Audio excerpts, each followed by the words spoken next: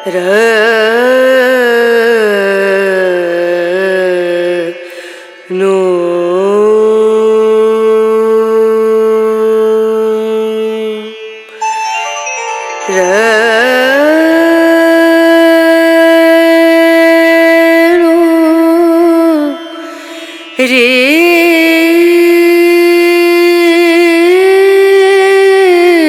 বিয়ে হয়ে যেদিন প্রথম এ বাড়িতে পা রাখলাম, আমাকে আমার শাশুড়িমা বললেন, তুমি এ বাড়ির বউ, তাই বাড়ির কিছু নিয়মকানুন আছে যেগুলো তোমাকে মেনে চলতে হবে। নিয়মকানুনগুলো যে কি সেটা বুঝতে পারিনি। অনেক পরে বুঝেছিলাম সেই নিয়মকানুন আর কিছুই নয়, শাশুড়ি যে কথা বলবেন সেগুলোই শুনে চলতে হবে। বিয়ের আগে একটা প্রাইভেট কোম্পানিতে চাকরি করতাম। শাশুড়ি বললেন, চাকরি যদি করবে তবে বিয়ে করলে কেন? ওটা যদি জানতাম সরকারি চাকরি তাহলে ভেবে দেখা যেত। তবে এমন কথা শুনে আমার খারাপ লাগেনি, কারণ বিয়ের আগে আমার মাও এমনটাই বলেছিলেন।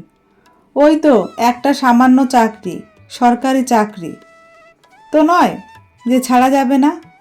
ভালো চাকরি বাকরি করা ছেলের সাথে বিয়ে হচ্ছে তোর, কী দরকার আর চাকরি করার? এরকম একটা চাকরি পরেও পাওয়া যাবে। তাছাড়া এখনকার দিনে ভালো ছেলে পাওয়া খুব মুশকিল। চেনা জায়গার মধ্যে তার ওপর কোনো নেশা টেশা নেই। বেশিরভাগ বাড়িতেই মেয়েদের চাকরি পাওয়া অপেক্ষা বিয়ে দিয়ে সংসারী হওয়া পছন্দ করে বেশি।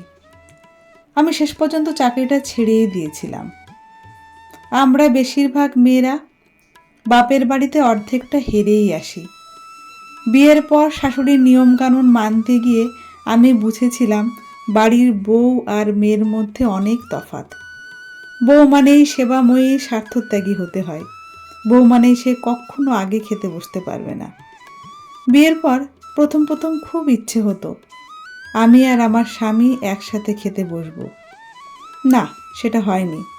শাশুড়ি বলতেন, বাড়ির ছেলেরা আগে খেতে বসবে, ওদের খাওয়া শেষ হলে তারপর তুমি খাবার শেষ করবে খাবার। আমার স্বামীও কখনো বলেনি দুজনে একসাথে খেতে বসি। উনি নির্বিকার চিত্তে খেয়ে উঠে যেতেন। খারাপ লাগতো, কিন্তু মুখে বলতে পারতাম না, কারণ ওটা নাকি বাড়ির নিয়ম। যে নিয়মগুলো মেনে চললে খারাপ থাকতে হয় সেটাই মেনে চলতে হয়। আর বাড়ির কাজকর্ম না, কোনোদিন আমাকে হেল্প করেনি আমার স্বামী। একদিন আমার স্বামীকে বলেছিলাম, ওই তোমার খাওয়া হয়ে গেলেও এঁটো থালাটা তুলে নিয়ে যেও তো। শুনে আমার শাশুড়ি মা দু চার কথা শুনিয়েছিলেন। আমার ছেলে এক গ্লাস জল গড়িয়েও খায়নি, আর তুমি ওকে এঁটো বাসন ধুতে বলছো? মেয়েলি কাজ আমার ছেলেকে দিয়ে করাবে না কখনো। বাড়ির ছেলে মানে পায়ের ওপর পা তুলে বসে থাকা, আর বাড়ির সমস্ত কাজ বাড়ির বউ করবে, এটাই নাকি বাড়ির নিয়ম। শরীর খারাপ বা কোনো দিন অসুস্থ থাকতাম, তাহলে খাবার বা ওষুধ নিয়ে কেউ আসতো না আমার ঘরে। আমি অসুস্থ মানে আমাকেই আমার খেয়াল রাখতে হবে। ঔষধ বা খাবার নিজেকে নিয়েই খেতে হবে। আর বাড়ির কেউ অসুস্থ হলে সেটা আমাকেই খেয়াল রাখতে হবে, কারণ আমি এ বাড়ির বউ। আর বাপের বাড়িতে যেতে হলে আগে থেকেই বলে রাখতে হবে, অফিসে বসের কাছে যেমন ছুটি লেখাতে হয় ঠিক তেমনি। বিয়ের পর আবার বাপের বাড়ি বেশি যেতে নেই, এমনটাই ধারণা শ্বশুর বাড়ির লোকেদের। আমার এই বাপের বাড়ি যাওয়া পছন্দ করতো না আমার স্বামী ও শাশুড়ি দুজনেই। বাপের বাড়ি থেকে আসার পর কোনো কিছুতে ভুল ত্রুটি হতো, আমার শাশুড়ি বলতেন, ঘন ঘন বাপের বাড়ি গেলে এরমই হয়, ভালো কিছু কোনো দিনও শিখে আসলে না বাবু। কিছু ভুল হলে দোষ গিয়ে বাবা মায়ের ওপর পড়তো। বাবা মা নাকি কিছুই শেখাতে পারেনি। আজ 15 বছর হলো আমার বিয়ে হয়েছে। বিয়ের পরে এখন আমি সংসারী মানুষ। বাড়িতে 6 জন সদস্য, শ্বশুর শাশুড়ি, আমার হাজবেন্ড আর ছেলে মেয়ে। ছেলের থেকে মেয়ে 3 বছরের ছোট। বিয়ের প্রথম 6 বছর আমি সব কিছু মেনে নিলেও তারপর থেকে আর কিছুই মানতে পারলাম না। ভাবলাম, এইভাবে যদি সব কিছু মেনে নিতে থাকি তাহলে মেনে নেওয়াটা একটা ট্র্যাডিশন হয়ে যাবে। তাই নিজেকে বদলে নিলাম। আমার খারাপ লাগাগুলো যেন ছেলে মেয়ের মধ্যে সঞ্চারিত না হয়। এই বদলানো ব্যাপারটা শুরু করলাম আমার মেয়ে হবার পর থেকে। ছেলেমেয়েরা ছোট থেকেই বাড়িতে যা দেখবে তাই শিখবে। নিয়ম নীতি পরিবর্তনের দরকার আছে। বাড়ির যে নিয়মগুলো আমাকে মানতে বাধ্য করা হচ্ছিল, সেগুলো থেকে বের হতে না পারলে আগামী দিনে আমার ছেলে মেয়ে সেইভাবেই তৈরি হবে। তবে এই ব্যাপারে আমার শাশুড়ির সাথে আমার ঝামেলা বাধত। আমার মেয়ে যখন অন্নপ্রাশন হবে তখন আমার শাশুড়ি বলল, অত বড় অনুষ্ঠান করবার দরকার নেই, আমাদের বাড়িতে মেয়েদের ঘটা করে কোনো কিছুই হয় না। আমি শুনে বললাম, ঘটা করেই হবে, কারণ আমার কাছে দুটোই আমার সন্তান। মেয়েকে মেয়ে হিসাবে না দেখে সন্তান হিসাবে দেখি, তাই ছেলে আর মেয়ের মধ্যে আলাদা করে কোনো কিছুই দেখতে রাজি নই। শাশুড়ি অসন্তুষ্ট হলেও মেয়ের অন্নপ্রাশন আমি ঘটা করেই করি। ছেলে আর মেয়েকে সমান চোখেই দেখা উচিত। বছর 3 আগে আমি মেয়েকে তবলার স্কুলে ভর্তি করলাম। মেয়ের শখ তবলা শিখবে। আমার স্বামী আমাকে বলল, তোমার কি মাথা খারাপ টারাপ হয়ে গেছে নাকি? ছেলেকে তবলা না শিখিয়ে মেয়েকে তবলা শেখাচ্ছ? তবলা শেখার জন্য ছেলে মেয়ে আলাদা করে দেখতে হয় নাকি? ওটা যেটা যার ইচ্ছে সেটাই শিখবে। আমি কিন্তু আমার স্বামীর কথা শুনে পিছিয়ে আসিনি। মেয়ে তবলা শেখে এবং বেশ ভালোই বাজায়। আমি এটা দেখে আনন্দ পাই, ছেলে গান করে আর তার সাথে মেয়ে তবলা বাজায়। তবে শাশুড়ির সাথে একদিন বড় ঝামেলা হলো, একটা সাধারণ বিষয় নিয়ে। বিষয়টা আমার কাছে সাধারণ হলেও শাশুড়ির কাছে সেটা অশোভন লেগেছিল। ছেলেকে বললাম, বোনের খিদে পেয়েছে, আমি তো একটা কাজ করছি, তুই বোনকে খেতে দিয়ে দে। শাশুড়ি শুনতে পেয়ে বলে, কাকে দিয়ে তুমি কি কাজ করাচ্ছ? ও ছেলে, মেয়েলি কাজগুলো ওকে অন্তত শিখিও না। কোনো কাজ ছেলে বা মেয়ে বলে আলাদা করে কিছুই নেই মা।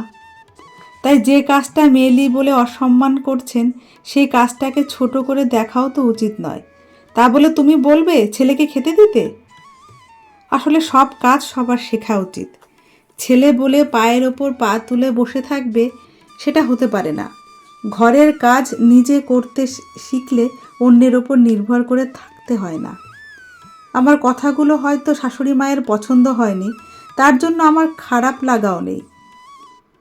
আমরা ছেলে আর মেয়ের মধ্যে বৈষম্য না করে একটা সুস্থ সুন্দর পরিবেশ রচনা করতে পারি, তাহলে হয়তো অনেক কিছুই ভালো হতে পারে। এখন অবশ্য আমি আমার নিয়মে চলি। মেয়ে যেমন বাড়ির কাজ শিখছে, ছেলেও তেমনি শিখছে। মেয়েকে যেমন সঠিক শিক্ষায় চালিত করি, ছেলের ক্ষেত্রেও সেটা ব্যতিক্রম হয় না। আর সব বিধিনিষেধ শিক্ষা শুধু মেয়েদেরকেই শেখাতে হবে কেন? আমি তো মনে করি ছেলেকেও শেখানো উচিত। সব শিক্ষা তো বই পড়ে হয় না, পারিবারিক শিক্ষাটার খুব জরুরি। আর মা হচ্ছে বড় শিক্ষিকা, শুধু বাড়ির কাজ নয়, মেয়েদের প্রতি সম্মান প্রদর্শনের শিক্ষাও ছেলেকে শেখায়। আগামী দিনে তার জীবন সঙ্গিনীকে সম্মান করতে পারবে, যেন তার কাছের মানুষ হয়ে উঠতে পারে। পুরনো রীতিগুলো চলতে থাকলে আমার ছেলে বউ ঠিক আমার মতোই কষ্ট পাবে। যখন দেওয়ালে পিঠ থেকে যায় তখন ঘুরে দাঁড়াতে হয়। এই একজন সাধারণ গৃহবধূ হিসেবে আজ আমার এই কলম ধরা। আমরা প্রত্যেকটা মা যদি এভাবে ভাবি, তাহলে প্রতিটা ছেলেই সুন্দরভাবে মানুষ হয়ে উঠবে। প্রতিটা মেয়েই তখন বাপের বাড়ি কিংবা শ্বশুর বাড়ি, দুই বাড়িতেই সম্মানের সাথে মাথা তুলে বাঁচবে। সমাজকেও পুরুষশাসিত বলতে হবে না, যদি মেয়েকে মেয়ে হিসেবে নয়, সন্তান হিসেবে মানুষ করা যায়। এটা তো ঠিক বাস্তব। আমরা যে পরিবেশে মানুষ করব ছেলে মেয়েকে, তেমনি শিখবে। তাই মায়ের থেকে বড় শিক্ষিকা আর কেউ নেই এই সমাজে। তাই যে যেটা বলছে তাতে কান না দিয়ে ছেলে মেয়েকে মা হিসেবে সঠিক পথেই চালিত করা উচিত। যে কথাগুলো বললাম, আমাদের সমাজে অহরহ সেটা সব সময় দেখা যায়। তো আমাদের সেই ধারণাগুলো যদি আমরা নিজেরাই পাল্টাই, সমাজটা কিন্তু একবারে পাল্টায় না, আস্তে আস্তে করে পাল্টায়। আমি একটু পাল্টাবো, আমার ছেলে মেয়ে একটু পাল্টাবে। তো আমাদের এই মানসিকতা থাকতে হবে পাল্টানো। যেটা ওদিন ধরে শিখে এসেছি, দেখে এসেছি, মা ঠাকুমারা যেটা করেছে সেরকমভাবে যদি চলি তাহলে তো আর সমাজটা পাল্টাবে না। তাই আমাদেরই উচিত সবাইকে আস্তে আস্তে করে, হয়তো একবারে পারবো না, কিন্তু আস্তে আস্তে করে এই সমাজটাকে আমরা পাল্টাতে পারবো। তো তোমাদের কেমন লাগলো এতক্ষণে আমার এই নতুন ব্লগটা? তো সবাই আমার কমেন্ট বক্সে অবশ্যই কমেন্ট করো, আর অবশ্যই জানিও কেমন লাগলো। আর লাইক শেয়ার সাবস্ক্রাইব করতে কিন্তু ভুলো না। তো আমার ব্লগটা প্রায় শেষের মুহূর্তে চলে এসছে। তো আমার বাড়ির তো তোমাদের সঙ্গে কথা বলতে বলতে দেখলে সব কাজকর্ম হয়ে গেছে। এদিকে আমার পুজো দেওয়াও হয়ে গেছে, ছেলে মেয়েকে এখন খাওয়াতে বসাবো, খাইয়ে দিয়ে তারপরে আবার ঘুম পাড়িয়ে আবার ভেবেছি পুজোর কিছু কেনাকাটা করতে যাব। তার কারণ পুজো চলেই আসলো, আর বাড়িতে পুজোর আগে যাওয়া হয়, তো সেই তখন গিয়ে আর কেনাকাটা করা সম্ভব হয় না, অনেক কেনাকাটাই থাকে। তো এই ছেলে মেয়েকে খাওয়াতে বসেছি, আর খাওয়ানোর পরে একটু বিশ্রাম নিয়ে তারপরে ভেবেছি আজকে 5টার মধ্যেই বেরিয়ে পড়বো। তো পরের ব্লগে আবার দেখা হবে, ততক্ষণ তোমরা সবাই ভালো থাকবে, সুস্থ থাকবে, টাটা।